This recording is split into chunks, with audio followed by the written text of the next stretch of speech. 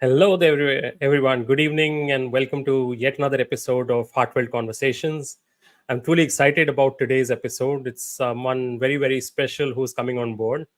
And the topic itself is also one that is of extreme importance to all of us in the corporate world. Whether we're entrepreneurs, solopreneurs, working for corporates, or just independent freelancers, I think executive presence is essential and it can make or break difference in your long-term career. So I'm really thrilled to have with us Mridu Bhandari here. But before I bring her on stage, a little bit about myself. As all of you troop in, just to remind you that I'm Vikas Dua, an HR professional by day and a podcaster by night. Actually, not a podcaster just on the weekend once in a while. It's been a great journey so far. Started in this conversation series a few weeks ago and been very, very lucky to have some very special people come on board and share their insights. The idea is to help us all gain knowledge and grow together so that we can build long term, successful, and fulfilling careers. Mridu Bhandari is someone who's really going to throw a lot of light on this very, very special topic. And I'm so thrilled to have her on with me today. It's very Thank, difficult to. Sorry, Mridu. Welcome to the show. thank you so much. Thank you. Very difficult to introduce Mridu, you see, because how to introduce someone who's already so well known, who's already so well established? And I must share this, she's almost like family to us. So, Mridu, thank you so much for honoring my invitation and adding value to my community. This session here is today, I'm really, is something I've really been looking forward to. And for those of you who possibly not 100% aware of the length and breadth of what she does, I must let you know that she's a well-known journalist. She's worked with some marquee brands like CNBC TV 18, Forbes Digital, Money Control, ET Now, and Network 18. And over the years, she's not only been a producer, she's been an editor, she's been a TV anchor, and she's front-ended all ventures on the media front. Whether it's traditional TV, whether it's digital journalism, whether it's content creation, she's dabbled in all. And not only that, Mridu is someone who's highly accomplished and recognized and also awarded. So, most recently, just 2 years ago, she earned the distinction of being a Chevening Scholar. And she was the only Indian journalist to win that coveted scholarship. She went on to She do went the on to do program the at program at UCL.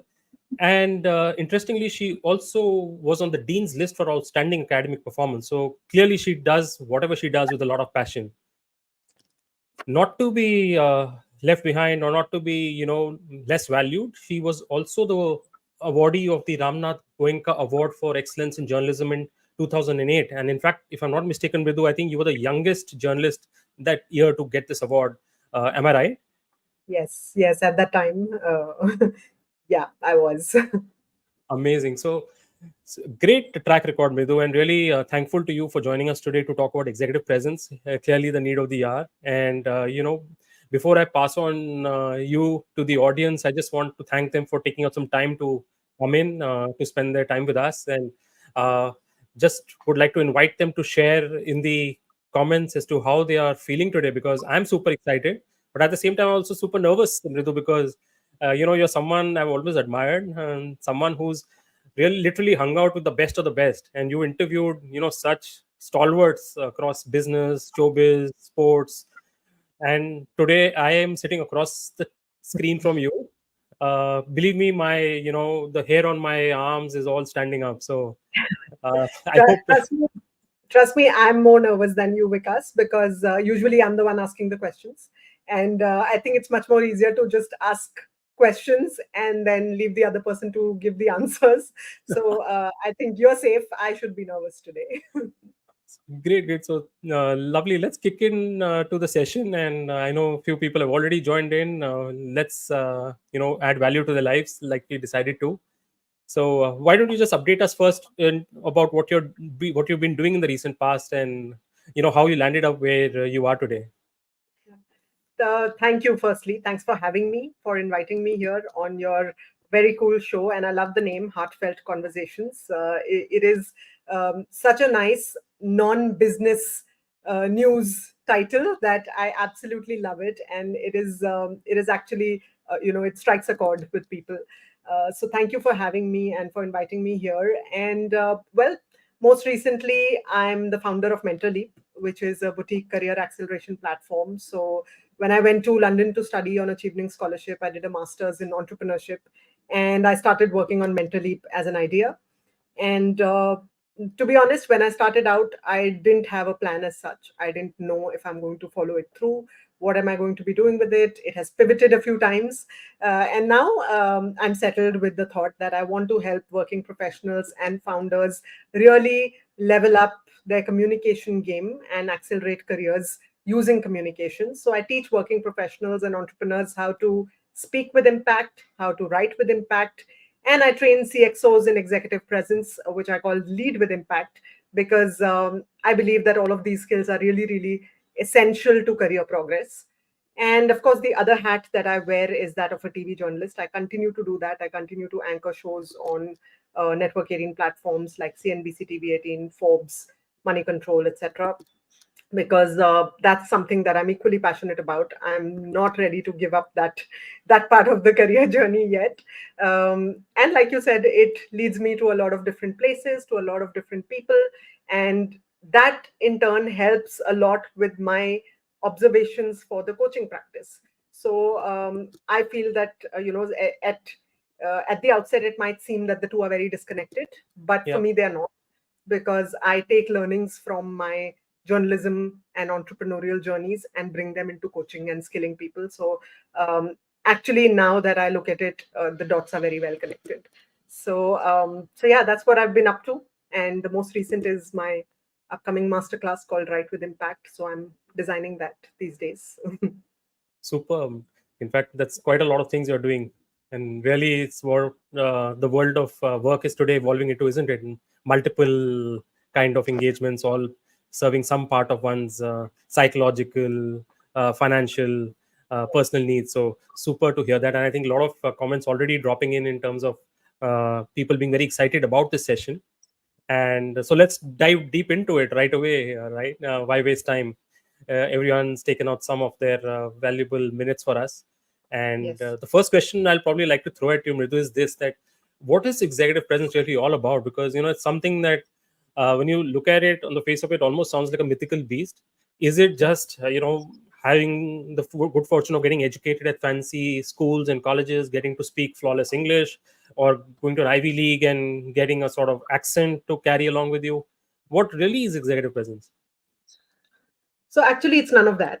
And yes, there are a lot of those misconceptions about executive presence. But to me, actually, there are six broad elements or pillars of your persona in the workplace that actually make up your executive presence. And I've coined this term called the CHEG framework, which is, CHEG, except that the C and the G are double. So double C, H, E, double G. The CHEG framework is what I call it. Now, each of these alphabets stands for something in your persona. The first C is for confidence. So, confidence in your abilities, confidence in your decision making, and confidence in being accountable for the decisions that you take. So, confidence is absolutely key to executive presence and not overconfidence, right? So, this is often also judged by the energy that you bring to the table. A high energy person is often looked at as more confident. It may or may not Okay. be necessarily true, but that's the perception that people get. The second C is your communication skills: how you talk, how you write, how you use your body language, how do you listen to people. That's a very essential part of communication. Are you an active listener or not? Can you convey your ideas very, very persuasively to influence people? So, excellent communication skills, another pillar of executive presence. Now, if you look at that check that I just talked about, the H in it is for humility. The best leaders in the world are those who are grounded and humble, those who recognize that they are sitting in a place of privilege. They don't take it for granted. They know that they're successful not because of themselves, but because they've had a whole village raising them to Wow. executive level. And all of this comes from actually being self aware and reflecting regularly. So that's three things: confidence, communication, and humility. And the next one is emotional intelligence. That's about being self aware and managing your own emotions as well as being aware of other people's emotions. So, in a tough situation, Are you going to land up in a meltdown? Hopefully not. Can you be objective? Can you look at logic? Can you still be empathetic towards other people? Now, all of this is simply put as, do you have the ability to think from the other person's perspective or to put yourself in their shoes? That's part of your emotional intelligence. And of course, it's a much deeper science in psychology. And then there is gravitas and grace. Gravitas is the sense of importance or the sense of seriousness that you bring to a situation. And grace is the poise with which you handle a tough situation. If you have to give a negative feedback to somebody or you're receiving negative feedback about yourself, Mm. can you be gracious enough in that situation? For your Right. executive presence, that is very necessary. And the final G is for grooming. How well groomed are you? And this is Wow. not just about the clothes that you wear. How appropriate is your dressing sense vis a vis the culture in your organization? If your culture is all about wearing hoodies, sure, go ahead. For example, on a day when I'm not anchoring a TV show in a news channel, I can wear casual linen pants, sneakers, walk into work. But when I'm in front of the camera, I'm not just representing my company. I'm not just representing my own self. I'm representing my company. So there's a business news channel. There are certain guidelines involved there. There is a style guide involved there. So I need to be dressed for it. Whether we like it or not, the visual that we carry does contribute to the first impression that we leave on people. So, how you Wow. carry yourself, how you sit, stand, your body posture, all of that makes up for the final G, which is your grooming. Amazing. And I think lovely that you put it into a formula. And dear friend Sahil has also been kind enough to put it down for the community in the comments. So this will be a helpful reminder for all of us. Thank you, Sahil. Really nice of you to do that. And Mridu, when you spoke about the emotional intelligence bit, you had me there at HR Mahat. So I'm going to take a sip from my new HR Mahat cup. Absolutely, absolutely, you Shameless, should do shameless plug. that.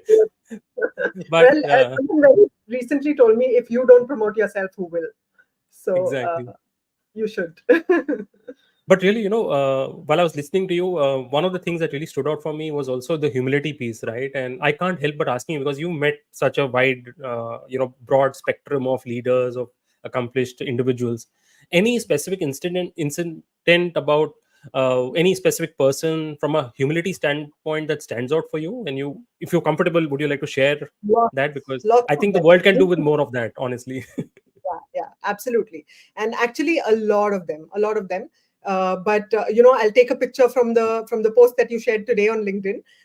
One of them was with the hockey player Dhanraj Pillai, and it was my first meeting with him. We had a wonderful conversation sitting in Gujarat. It was part of a youth festival that we were doing at a college in Gujarat, and and now he's someone who's super accomplished, right? And we Mm. just finished this conversation, and usually I'm the one going to these people, or somebody is clicking our pictures, or my producer is saying, come, let's take a picture. And this is the first time he walked up to me and said, can I get a picture with you? And I was like, wow, like, why would Dhanraj Pillai need to have a picture with me? So but it was just, he was that humble. He said, I really enjoyed this conversation, and I want to keep a memory of this conversation, so let's get a picture together. And that to me was really, really humble. Most other leaders would obviously not go and talk to a news anchor and say that, hey, I want a picture with you, because they are very well accomplished in their own right. So like that, there are many others, not just picture. I think there are many others. And the humility comes across not in the conversation we have on TV. It comes across in the conversations we have on the sidelines. So the way they conduct themselves, the way they treat their staff around them. In my early years, I used to cover MSMEs, and I would travel to micro, small, medium enterprises, factories, offices, be shooting with Mm. entrepreneurs. And so many of them were just about hospitality and humility. And they were like, and I was just maybe 3-4 years of work ex at that point in time. But they would treat us like how people treat you when you go to Old Delhi. If you go to Old Mm. Delhi shoppers, they have this old world hospitality where they'll make you eat a lot of food, and they will take care of you like you are their child. Right. So a lot of entrepreneurs would do that, and they didn't need to do that. I was just there for work. They didn't need to make us feel at home. And to the entire crew, not just to me because I'm the anchor or the producer, to my driver, to my production assistant, to a spot boy. Wow. They would be really, really nice. And those are the people I remember the most, because you always remember how people make you feel. Superb. I think beautifully shared. And I think one thing is very clear. There are a lot of experiences and stories that you have inside you. And hopefully, during the next 45 minutes to 1 hour, we'll unlock a few more of them as we go along. Yes. Before I Yes. move to my next question, Mridu, I do want to let the audience know that, as always, there is a HR in My Heart book available as a lucky draw. And this time, the hashtag that you need to type in the comment box is Mridu Magic. So Oh, she's how going to sweet. sprinkle some fairy dust on us and help us, upgrade our executive presence. So use this hashtag, put it in the comments, and one lucky person will win a copy of my book, couriered to his or her home. So don't forget that. Yeah, it's a Moving, fantastic. So thank you so much. please go for it, guys. Moving back into the questions flow, so let's dive a little deeper into, what are some of the challenges that professionals face when trying to improve their public speaking skills, and when you do your workshops like you do for Mentally, how do you help them overcome these obstacles? Right. So, if we're talking specifically about public speaking, I think there are a number of challenges. But the biggest and the most common challenge is called glossophobia, which is the fear of public speaking. And if you've done any Google search on public speaking, you will know that this is the number one fear that people have in the world. Death is number two, public speaking is number Wow. one. So, and if there's any Jerry Seinfeld fan in the house, there's a famous dialogue where he said, "At a funeral, people would rather be in the casket than be doing a eulogy." So that is the level of fear that people have when it comes to public speaking. And I've spent some time thinking about this, breaking it down. And actually, when you break it down, it's a lot of small fears combined together. There's a fear of judgment. There's a fear of failure. There is a fear of a future outcome. You haven't yet gone onto the stage, but there's a fear of how that scenario will turn out. There is a fear of blanking out, which is absolutely real. There is a fear of being not good enough, and that I don't deserve to be on the stage, which is what we call imposter syndrome. Yeah. Especially very common with women speakers, and a lack of confidence. Now, all these fears collectively lead to physical anxiety or mental anxiety. So, these are some of the big challenges. Then there are other challenges like, you know, your tone isn't right, or you're pausing, or your emphasis, or your pacing is not right. Sometimes your facial expressions are not appropriate, your eye contact is not good enough. And then there's a challenge in storytelling. So there is, how do I craft my message? How do I get to, before I know how to say things, I should know what to say. So, which is where your writing and your storytelling skills come in. So, one part is owning the room, which is you talking, Yeah. and the other part is reading the room, knowing, is your audience interested? Are they bored? And there are ways to read the room as well. So at Mentor Leap, I help people identify their specific challenges, and there are many others which I'm not listing for paucity of time. And then we begin a journey. So we do a mindset shift. We learn tools, techniques, frameworks to address each of these challenges. And while doing this, we apply everything. So I give them the toolkit, and then I'm holding them accountable week on week for a month for practicing consistently. So I'm like that school teacher who will always tell you that you have to do your homework. And I will constantly nudge you and push you, and until you make it a habit, and I will give you personalized feedback. So that's what Speak with Impact, my initiative, is all about. It helps working professionals Interesting. and entrepreneurs speak with confidence and clarity. Amazing. So while obviously this is for someone who wants to explore public speaking on stages in large forums, I also see the importance, being in the corporate world for now 20 plus years, now being at a level where you have to make an impact in the boardroom meetings, and in a highly, let's say, competitive environment, get your voice heard. Does executive presence and some of this communication piece also add value there? Absolutely. So I tell everyone that I teach that this is not just for people who are going to be doing a TED talk or going Yeah. to be doing a talk in front of 400 people. This is equally applicable in your one on one conversation.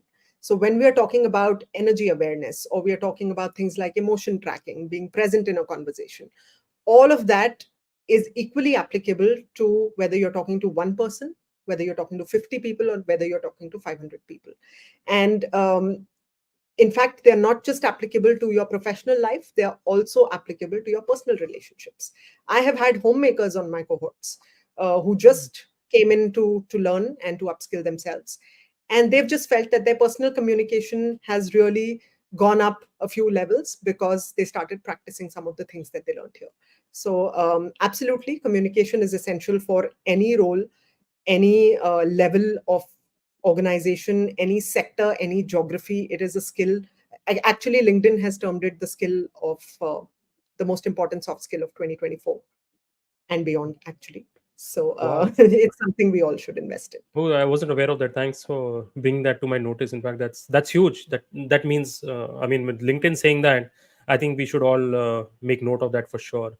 And it's interesting, when I look at it from the corporate lens, Mridu, and maybe I'm guilty as well, being in HR. I think we also look at creating workshops for our staff to do with, let's say, thinking innovatively, creatively. We look at even mental well-being workshops, which are essential, of course, and a host of other such interventions. But somehow I don't know if many organizations have actually gone down the path of helping their staff enhance their either public communication skills or broadly even executive presence, because after all, I think all of us are brand ambassadors, right? Absolutely, absolutely. And all of this benefits the organization. So, number one, it is obviously benefiting the people going through this. It's opening up leadership opportunities for you.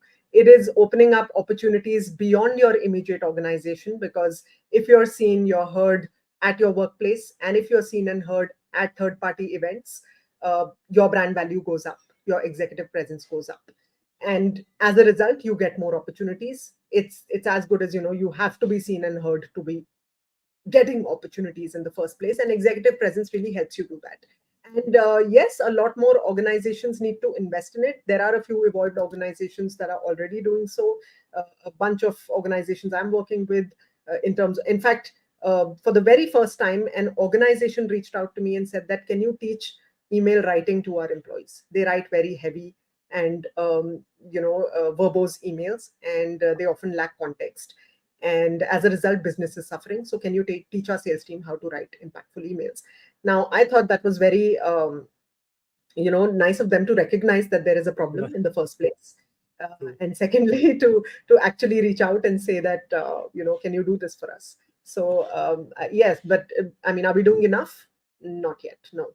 And it's a skill that most of us, I think in today's generation, probably schools have still started giving more opportunities and started teaching all this. But in our time, schools, colleges never really taught us how to communicate. I think that just by chance, if someone communicated well, they got to be the host of the annual day show, but Yeah, no one really was taught how to do that. very right. And it reminds me of, again, my time in school, where frankly speaking, it was a very different period, sure, where the top 10 in the class were possibly picked up for public speaking just because academically they were strong. I mean, that was the strangest correlation ever, but that's how it used to happen. But I'm glad, like you rightly pointed out, when I see it with my young daughters, that their school has literally from nursery started putting them on stage and getting them to face audiences. And now, of course, the new world needs us to be even camera friendly. So is there an element of executive presence there that you're also kind of working or guiding on? Yes, absolutely. And today the line between physical and digital has blurred so much that you have to actually have an executive presence even on screen. And I think there are a few ways on how you can do that. Number one, I would say, please get into the habit of turning your camera on. It shows commitment, it shows seriousness, it enhances human connection. Already we are sitting behind a laptop, we are not in the same physical space. The least we can do is really turn on cameras while talking to people. And I know that it's inconvenient, but conversations and connections happen better when you put a face to them.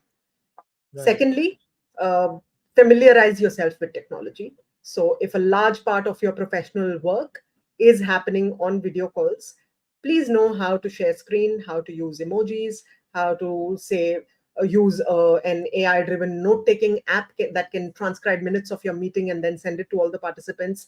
So keep experimenting and stay abreast with technology, because this is your main thing that's getting you your job done on a daily basis. The third one, I think you can do a hygiene check. Do you have a good background? Are you Mm. facing the light? You can invest in a very small ring light that's affordable. Invest in a decent quality webcam if your camera is really bad. Ensure that your audio is good. All of these things add up to your presence, because you don't want a person to have a completely different experience of meeting you online and a vastly different experience of meeting you offline. There has to be some consistency in the way you function, your messaging, your surroundings. If you're using virtual backgrounds every day in team Right. meetings, don't change them every day. Keep it consistent. You know, and don't forget body language just because you're in front of a laptop. Even in this box, you can use your hands, you can do Right. eye contact. Um, so keep that in mind. Thank you so much for that. Very helpful. In fact, the pointer you shared about your background, try and keep it consistent for some time, and is not stuff you'll see on an online, list of things to do in a video interview or a webinar, right? So this is, I think, the value of such conversations, because we get to learn the finer tips from experts like you. So Mridu, really appreciate you doing this once again. Lovely comments coming in. I've been putting some of them online as we speak. I hope they've not been distracting you. But No, I'm yet thanks. to read the comments, and we can get to the questions also Yes, soon. lovely questions are also coming in. But before we do that, I just want to remind our guests that we have a book on offer, which is a lucky draw. And I already see about 9 people have decided to throw their hat in the ring. So the more the merrier. In fact, Vipul, who won the book last week, has also thrown in. So if he wins, he might just get a second copy. That's the beauty of this. So Yeah, he'll moving on, probably gift it to another deserving person. surely. So Sahil has a question here. So I'll take a break from my pre-thought questions, and Sahil would love to hear an instance when your interviewee stumped you, and how did you bounce back? Okay, so this is a funny one, and I'm not going to take any names, but I was a little junior in my job at the time, and I went to interview a politician whose photo is not on today's LinkedIn post. Let me say that. Uh, and This was early morning. We were sitting outdoors in their lawns of the bungalow, and we were going to do his interview. My camera person is setting up the frame. I'm sitting opposite the politician. I'm just making my notes, and there's pin drop silence at 7 a.m. outside in this beautiful sunlight. And I hear a long fart. and I don't know how to react to that because I can't laugh. And I'm just pretending to continue writing, and and I try and that's where practicing a neutral face always helps. So I just practiced my neutral face, and I got up and went to my video journalist and I said, "Is the frame ready?" And both of us just shared a look, and I ensured that I don't burst out laughing, and I got back. It happens, right? I mean, it's a part of natural process, but the timing of it was quite bad. So yeah, that really stumped me, and that's an example.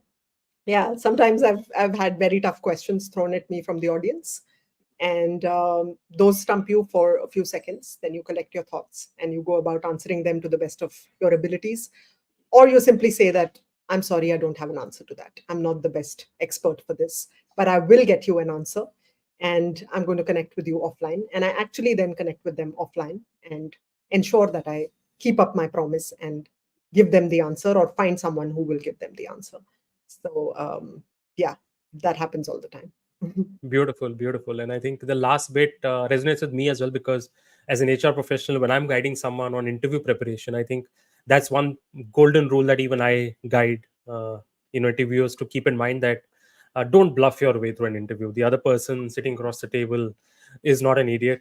So if you don't know something, own up to it. There's no harm. We can't know everything all the time. So I'm glad you Yeah, I pointed mean, that out. Even the best CEOs in the world, when they are asked, say, a very technical question, they will say that, I'm so sorry, I can give you a macroscopic view of what the technology means to my business, but my CTO would be the best person to answer that question, and let me just connect you to him or her, and get your question answered. So I think there's no weakness in admitting when you don't know something, and it's actually a strength that you can own up to your weaknesses, or you can own up to things that you don't know about. uh, Yeah. and as long as you're getting the question answered by somebody else or some other way, then that's fine. That solves the purpose. Superb. And I think glad that you again reinforced that, because in the corporate world, I think we face this pressure of having an answer every time that someone poses a question to us or throws a situation at us. So glad you brought that up. And Sahil, I hope that answers your question. Though, frankly speaking, I think Mridu, hats off to you for navigating the fart episode, because I don't think I can get more tougher than that to maintain a neutral face when in a situation like that. We also have a question from Ramesh Sood, sir, who's dropped in. Thank you so much, sir, for coming in. And this is a question as well, which is very relevant, because that's often something we all think, that someone is a natural born speaker or has a very outgoing personality. And how do you answer this question? I'm trying to find the question. Were you a natural speaker, or you also had to work on overcoming fears? What was the first instance? Oh, no, I was not a natural speaker. And I don't believe there is something called a natural speaker. Everybody puts in a lot of practice. So until I actually became a journalist, until I went to journalism school, now when I think back and I connect the dots, yes, I liked participating in debates in school. I was the school head girl, so I often had to give speeches. So I did participate in those things growing up, without knowing that this is going to come in handy in my career. But again, I was not natural. I remember in school, during an extempore at another school, I blanked out on stage completely, and I spent a good 30 seconds just looking at the audience blankly and thinking, what was my topic? Uh, and then, of course, somehow it came back to me, and I said something. But yeah, I was not a natural speaker at all. And even now, I have butterflies when I go on to a live show, when I'm facing, say, a room full of 200, 500 people, where I'm walking onto the stage, the light is coming spot on to you. You are aware that this is live televised, going to millions of people. Of course you're a little nervous. Anyone who tells you that, oh, it's a piece of cake, it is not. But we put in the practice. And just like a skill needs practice, like, say, swimming or driving or any other skill, you learn it bit by bit by constantly practicing. It's the same with public speaking or with communication. It only improves if you keep practicing, and you can practice and be self-aware of your weak points on a daily basis. So I know that, okay, if I will always critically evaluate every show that I've done. What could I have done better? Oh, I fumbled 3 times in pronunciation on this show. Let me ensure that does not happen again. Oh, I could have asked this question in a better format. Or, oh, I wasn't concise enough. I was beating around the bush while asking this question. So I will always critically analyze my own performance, and I encourage everybody to do that. We have smartphones. Go record yourself, examine yourself. And there's a very easy way to do this. Even if you record a 1 minute speech, first, just watch the whole piece once you've done it. Second time, turn off the audio and just look at your body language and see, are your hand gestures going well? Are you standing straight? Is your spine straight? Are you making eye contact? How are your facial expressions? Focus on all this. The next time, put the phone face down. Don't look at yourself. Just listen to the audio. Now you can see, you can hear how your voice was. Were you a little less on energy when you said hi, hello? um, when you were supposed to smile in that speech, can you hear that smile in the voice? Could you do that better? Are you evoking emotion with your voice? So these are things that you all can practice on a daily basis without getting a coach or without spending any kind of money. So I encourage everyone to kind of do that. And yeah, overcoming fears, yes, absolutely. I think post COVID, my first bout of COVID, I think my biggest fear became blanking out.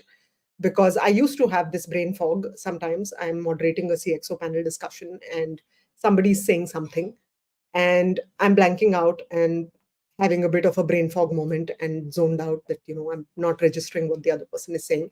And as a moderator, I need to register every word that someone is saying and then pick it up and, weave it into the next question for another person. So yeah, I struggled with that a little bit, but then I started writing while being in those sessions, which is not such a good idea because sometimes you end up focusing more on writing your own notes rather than listening to what the other person is saying. So, but yeah, that was, thankfully it was for a short period of a few months where I think COVID side effects were happening. Hmm. Mhm. Well, thank you so much for that. I think, Ramesh sir, I'm sure that answer would have been up to your expectations because, after all, it's come from someone who's the expert in this space. And like I shared earlier in one of my posts when I was introducing this conversation today, immense respect for live TV anchors because there's no retake, right? Yeah, you've Now got you to are have one. it. Now you Now are I'm one. on. And still learning from people like you. Hopefully, like you said, with practice I'll improve and grow, and that's the objective. But yes, I mean, great getting these insights from you. The comments questions keep flooding in, so I just want to remind people that just drop them in. We still have another good 20 minutes or to go. So Mridu has been kind enough to answer some of those questions already. Let me pull up another one which is relevant. And here's Stefan, who's asking, for some individuals, particularly those who might be introverted or come from underrepresented backgrounds, projecting confidence can be a challenge. Can you offer any specific strategies for building confidence and overcoming self doubt in the context of executive presence? Yes, a very pertinent question. And a lot of people have this misconception that uh, introverts cannot have good executive presence. So I want to bust that myth right here. Being an introvert or an extrovert actually just means where you derive your energy from. An extrovert will derive more energy from people interactions. You are Okay. social, you get energetic when you talk to a lot of people. Your energy comes from crowds, your energy comes from a lot of conversations. An introvert draws inward for energy. They like calmness, solitude, being by themselves, listening to their music. They like to focus within themselves before a public speaking activity. And that's where they derive their energy from. So, introvertedness or extrovertedness does not relate to public speaking. Don't let anybody tell you, if you're an introvert, that you cannot have executive presence, or you cannot project confidence, or you cannot be a leader. Introverted leaders are actually some of the best leaders in the world because they have this innate capacity of being able to listen more. People who are introverts will not talk much, will listen more. They are very, very sharp with active listening, and that is their biggest strength. So, anyone who wants to build on that strength is an introvert and is a good active listener. What you can do is firstly to start being more confident. Because you're an active listener, you would have listened very well to what the other person just said.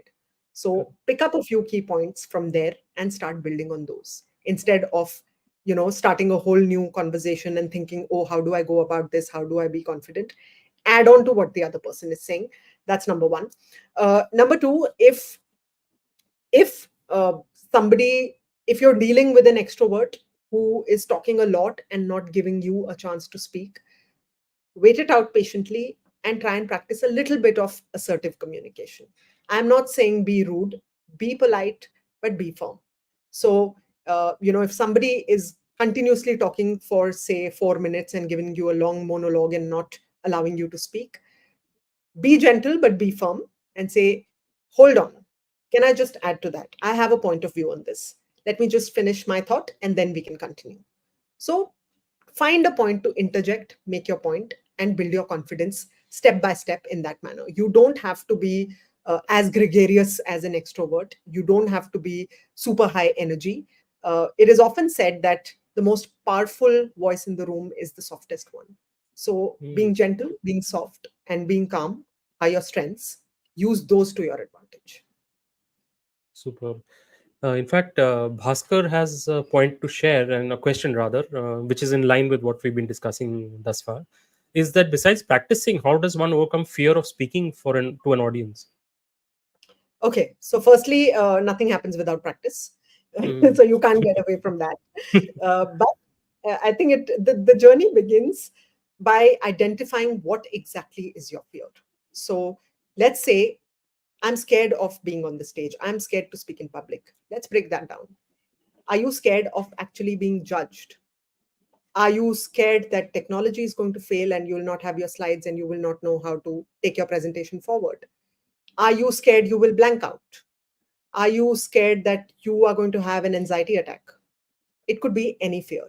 So, first thing is to identify, self evaluate, what is it that I actually felt when I was on stage last time, on stage or in a presentation or in a conversation, high stakes meeting. What is it that didn't work for me? Which fear was it amongst all these fears? Now, let's say we identify I have a fear of blanking out. Now, rationalize that fear. First, rank it. On a scale of 1 to 10, how do I rank my fear of blanking out? And my mind says 9 on 10. I put a 9 on 10. This is ranking on the basis of likelihood of this happening. Okay. Okay. How likely am I going to go? Is it that I will go blank in my next speaking activity? I give it 9 on 10. Now, rationalize that ranking to yourself. Is it true that I actually blank out 9 out of 10 times? Chances are that you have exaggerated this in your mind because you recently blanked out. So Mm. that's a recency bias inside your mind. Maybe you blank out 3 out of 10 times or 5 out of 10 times, but you gave it 9 out of 10. So, firstly, rationalize that. Is that really true? Maybe not.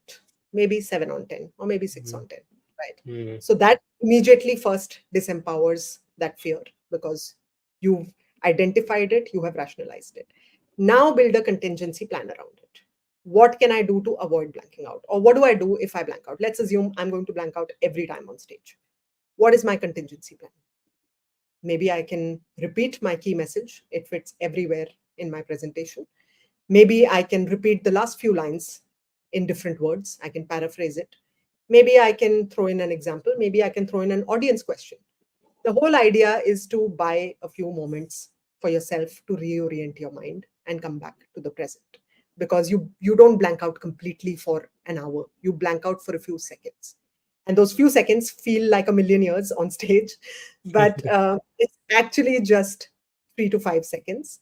And you can even just take a pause, or you can say that, keep a glass of water handy and say, on that Mm. note, while you ponder over this thought, I'm going to just take a sip of water and then we'll move forward. Nobody in the world is ever going to mind or have an objection to you taking a sip of water. Superb. So use any of these tricks to basically deflect the attention from yourself for a little while. Because what immediately happens when you blank out is you start having anxiety. You start thinking, oh my God, I've forgotten my content. What was I going to say? Oh, this is going so badly. These people are judging me. They're never going to invite me to speak again. All this is running through your mind without you actually thinking about these things. And you are reacting to that. So, buy a few moments somehow, deflect attention from yourself. And yes, when you go off stage, please practice. You can't do away away with that. Thank you so much for that, Mridu. And I feel that I could relate to some of what you shared. But at the same time, what really stood out for me was the fact that we the normal terminology that we use is the art of public speaking, but it seems almost that you've converted it into a science as well. And in this workshop or this program that you run, I think you've kind of know exactly what are the levers, what are the pitfalls, what are the opportunities, and what are the solutions for each one of them to help everyone scale up. So really, really insightful listening to you. Thank you. Another No, it's memory. absolutely a science. It's absolutely a science, and every challenge that anyone feels can be broken down, and there are solutions, there are tools, there are tips, there are frameworks, there are practice exercises that people can do to get over any kind of fear that's holding them back. I think that the journey just lies in identifying what's not working for you, why, what problems you're facing, and then mapping out a very individual and personalized journey to help you reach where you want to be. Superb. In fact, as we move forward, just want to highlight a few comments here of some of our lovely community members who are dropping in. uh, and this is a comment which really touches the heart, where someone is Hemant is has having his son listen in, 70-year-old, wish Sweet. him all the best in his career and his future endeavors. uh, Absolutely. All the best to your son, Hemant. we How have lovely. Vipul, Gopal, number of such comments coming in. uh, All achievers in their own right. I should say that I'm in great influencer company today. uh, no, I'll take that compliment. Thank you. Thank And you. Yes, you guys are amazing. I love what you do on this podcast and on LinkedIn. Your content creation is simply amazing. I'm always learning from you. thank you, Mridu. But this show is not about me; it's about you, and it's about our people. So we'll quickly fast forward. Uh, Srinivas Prasad has a comment question. Let's just see what he says. Are the new generation missing the skill strength of written communication? Though maybe they may be good at verbal, as I think one has to be really good at written business communication as well, to in order to express with clarity. Any thoughts on this? Thank you for bringing this up, Srinivas. I absolutely agree with you that people don't focus so much on writing anymore. And to me, that is the first building block of what you're going to say. How can you speak before you know how to write? When you can't structure your thoughts properly, when you can't put them down for yourself or for other people, how are you going to speak? It's not good enough to get a speech writer to write something for you and then go and deliver it. A lot of people do that, but structuring your writing is a process that can really open up doors for you as a leader in the workplace. The way you communicate with your teams, the way you communicate with your potential investors if you're an entrepreneur, the way you communicate with uh, clients, the way you communicate with your bosses, your top management, all of this is usually over emails, text, Slack, Teams, whatever other collaboration tool you might be learning using at work. You are not always just calling people and talking to them. You are Mm. most of our work gets done in written communication, and somehow people are not paying enough attention to that. uh, I do not understand why anyone who has even studied fifth grade English can be writing SMS language to top management and saying, how are you goes how, alphabet R, alphabet U. No, you are eroding your personal brand by talking to people like that. That is definite loss of your executive presence. And yes, the new generation is absolutely missing that skill of well written communication, because now we are getting more and more dependent on technology, and we think that we can write any rubbish and put it in chat GPT and it will fix it for us, and then we can send it out to the world. So so yeah, and Gopal says that as well. So use chat GPT to your advantage. If English is not your strong point, use it to help you build grammatically correct sentences, but don't use it for original thinking. And your written piece of communication is actually your thoughts. It is the structure of your thoughts. uh, don't outsource that to technology. Don't lose your individuality, and don't let chat GPT replace you, basically. Very relevant. And I think this chat GPT bug has bitten all of us. The sooner we take some vaccine against it, the better, because uh, like you rightly pointed out, Mridu, I think let's retain some of our individuality as well. And I think No, I'm very for technology. I'm very for Chat GPT also when it comes to ideation. You are stuck in a writer's block. You want some ideas. Let it, you prompt it well. You will get some nice ideas, but don't copy paste, and don't use that language. So I can tell you, I receive a lot of work for copy editing from my team. In the news channel, and I can figure out which part has been written by a person and which part has been written by ChatGPT. And I'll give you all a few clues when you see LinkedIn posts. If people are having symphony, tapestry, and what else? There are three or four of these words that ChatGPT loves to use. So the moment they are there in somebody's LinkedIn post, you know that person is not writing original thoughts. They are getting ChatGPT to write for them. so. I'll avoid using these words going forward. Thank you for that tip. But frankly, Yeah. yes, those have not been part of my regular vocab for sure. So Yeah. So I mean, just write Insightful. like you talk on LinkedIn. Yeah. Cool. Mhm. Uh, Vivek agrees. As the adage goes, be yourself. Everyone else is taken. Wow. Yes, of course. Absolutely. Absolutely. Yeah. And Varsha has a question as well, which I think we should definitely take, and always helpful to understand from others' journeys. So, what is the one takeaway from your career wins that you'd like our youth to get inspired with? I think experiment and explore. So I took up media at a time when private news channels were just taking off in India. And I took it up not knowing what my career path is going to look like. I just took it up for the love of it. I went back to school 16 years after 16 years of WorkX to study entrepreneurship. Again, not with a plan to think I am going to turn entrepreneur or I'm definitely going to start a business after this.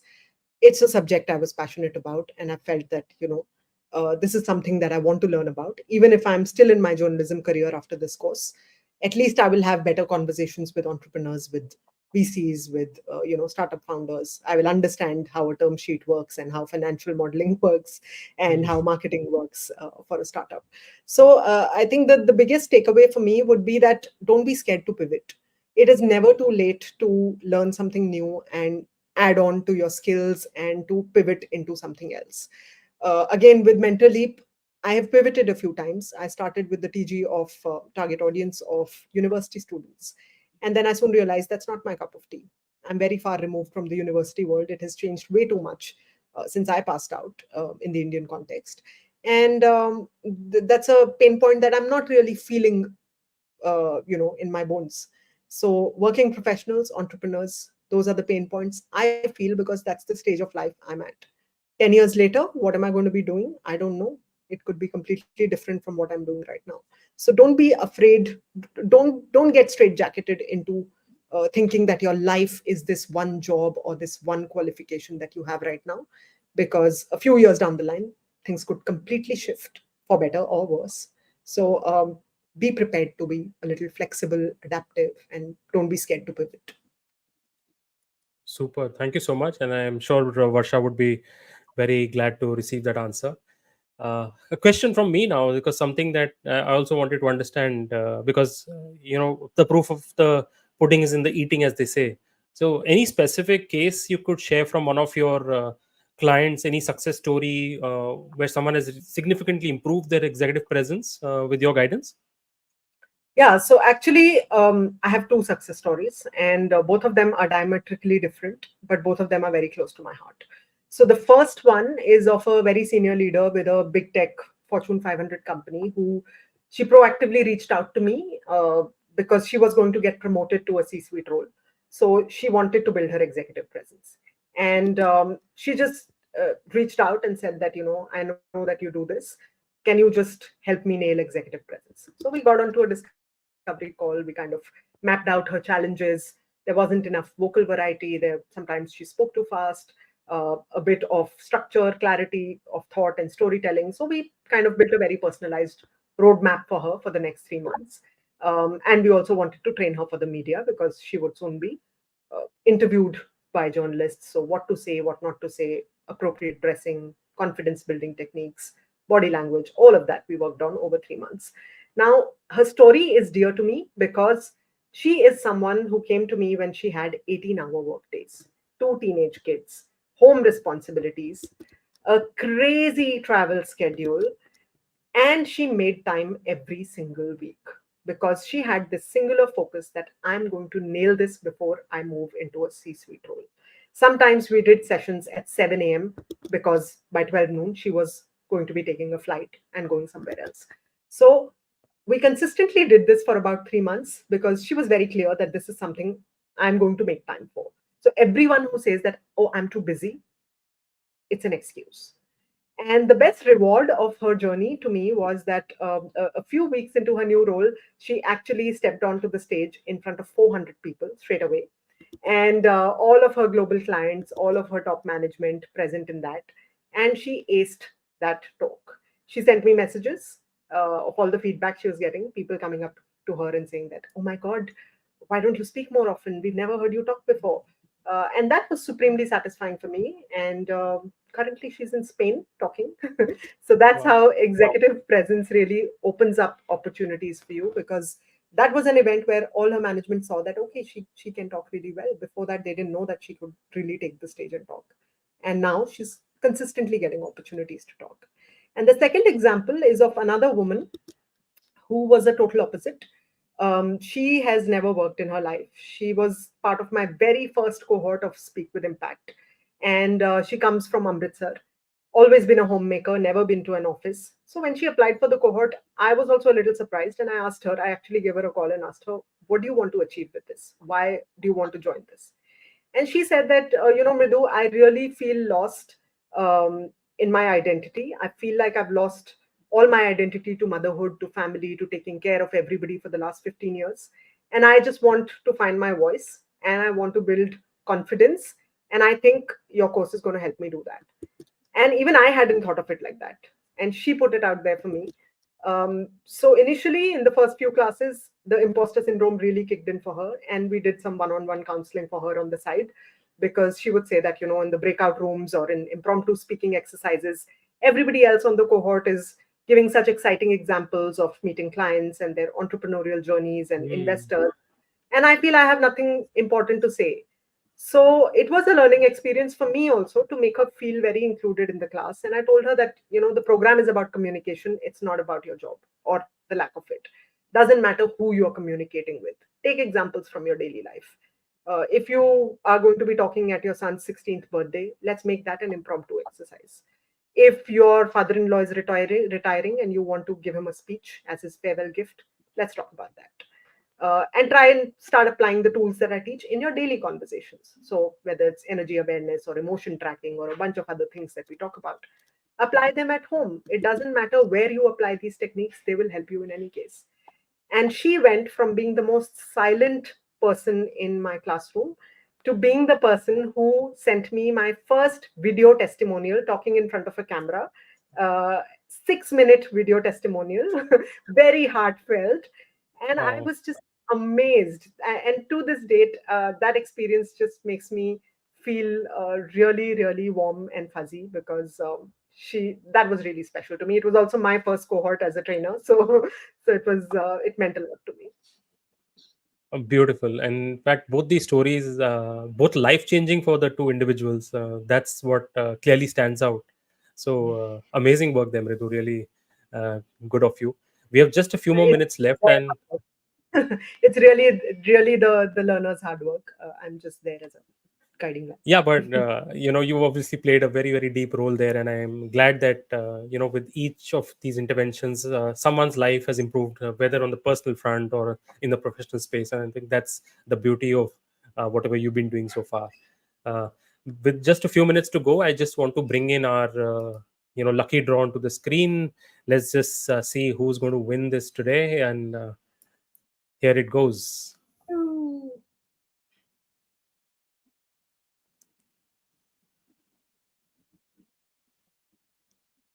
Oh, dear Sahil Nair has won the draw this time, so he can expect a book from me Congratulations. very soon. Yeah. Congratulations, Sahil. Amazing book. You will really enjoy it. Congratulations. Mhm. Cool. So I think we're almost at the far end. I do want to take one question which is coming from one of our dear community members, Vivek Datta. I did see it somewhere on the timeline earlier, and here it is. Let me pull it up on the screen. Uh, it's also a new aspect of communication that we are facing right in 2024. So what's your best advice to overcome the much rampant trolling culture that has pervaded deep in communications? Trolling online, you mean? I guess. I'm Correct, hoping I that would nobody assume. Yes. is trolling in person yet. Yes. I think it's the best to ignore. You don't really have the bandwidth. There's so much else to do with your life. Uh, if I mean, just think of it like that the other person perhaps has nothing better to do. Maybe they're unemployed. Maybe they're going through a rough patch in life and all they can feel is hatred. That's why they're giving out hatred to the world. Because only insecure people or people going through a tough patch in life or people genuinely unhappy inside troll other people. And normal, nice human beings don't really troll others. So if someone doesn't have the capacity to give another viewpoint its space, you keep that thought that, I'm going to give them the benefit of the doubt. Maybe the poor chap is suffering from something. Let it be. I don't indulge in trolling. Thankfully, touch wood, I don't think I've ever been trolled. Also because I never post religious, political, or any such comments anywhere, because I think those are perfect, given the times we live in. Those opinions are what actually get you into the trolling and the hatred space, because somehow the tolerance level of everybody in this country has really gone down, I feel. And no one has a middle path. You are either black or white. There's no gray. So and I'm a very middle path taking person, so I absolutely steer clear of controversial topics online. I would rather not share my peace of mind online. I'd rather share it in person with the person concerned.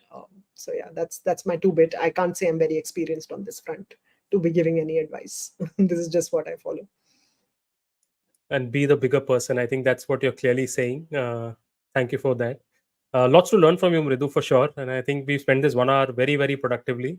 Thank you for taking the time out. I just want to end with this comment here by Ramesh sir, which kind of summarizes what I'm sure all of us are feeling after having interacted with you for this last 60 minutes or so. How you've built yourself is very clear from the way you're speaking, and definitely shows a lot of work. Indeed, there are no shortcuts. We are so happy that we got a chance to listen to you. Thank you, Thank sir. you. Thank you so much. So thank you everyone for joining in this week, and I'll be back next week once again with yet another very impactful individual to learn from. Look forward to having you join us. Thank you, Mridu. Really heartfelt wishes, and please take care. Catch you soon. Catch you soon. Thank you so much for having me, and thank you to this wonderful, wonderful participative audience. I wish we could have had videos on for everybody and had more face to face communication, but Yeah. maybe that's something LinkedIn should think about for the future. Suggestion taken. We'll push it up the value chain. Thank you so much, and all the Thank best, you. Bye. everyone. Bye, Vikas. Bye, everyone. Thanks. Bye.